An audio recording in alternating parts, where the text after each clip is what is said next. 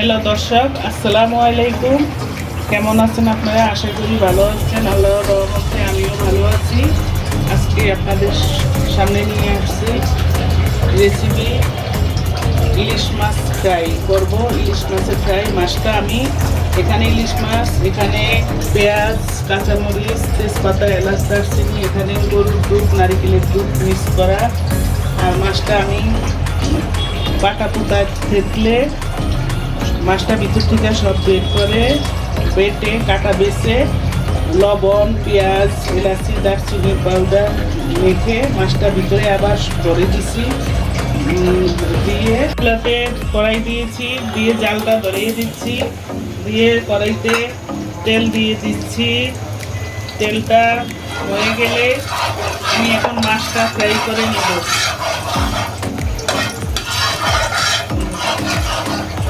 এটা হয়ে গেছে, এখন আমি তেলের ভিতরে মাছটা ভেজে নেব।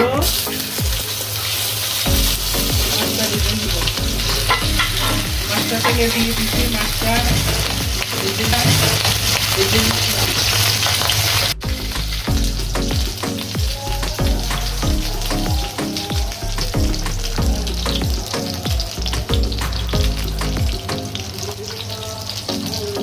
মাছটা আমার এক পিঠ হয়ে গেছে, এখন মাছটা আমি উল্টিয়ে দেব।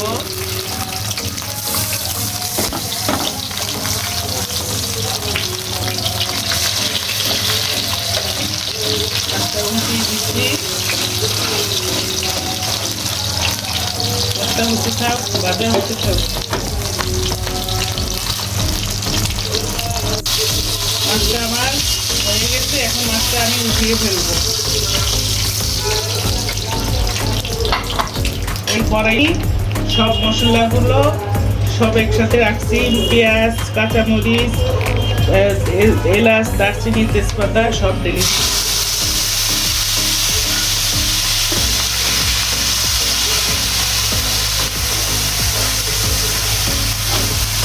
মশলাটা ভালো করে কষিয়ে নিব। মশলাটা কষানো হয়ে গেলে দুধটা দিয়ে দেব।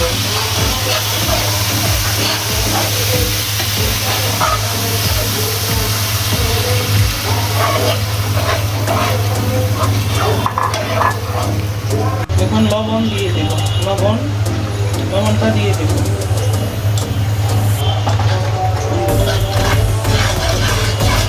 নেড়ে চেড়ে নিচ্ছি লবণটা দিয়ে। তেলটা উপরে বেশি উঠলে মাছটা দিয়ে দেব। মাছটা এখন মশলাটা কষানো হয়ে গেছে, এখন আমি মাছটা দিয়ে দেব। মাছটা দিয়ে কিছুক্ষণ নেড়ে চেড়ে এখন পানি দিয়ে দেব।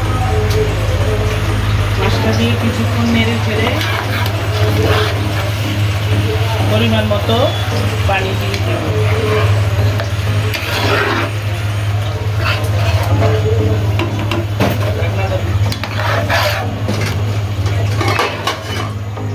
পানি দিয়ে দিচ্ছি, এখন ঢেকে দিব। দেখি মাছটা কেমন হয়েছে। এখন মাছটার ভিতরে আমি একটু ঘি দিয়ে দেব, নেড়ে চেড়ে দিব। মাছটা আমার ফ্রাই হয়ে গিয়েছে। এখন আমি স্বাদের জন্য, স্বাদ বাড়াবার জন্য একটু চিনি দিয়ে দেব।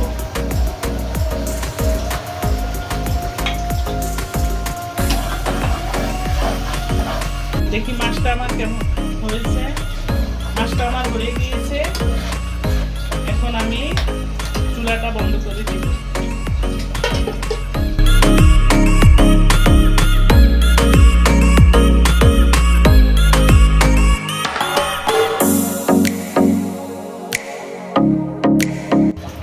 দেখুন আমার আস্ত মাছের ফ্রাই রেডি।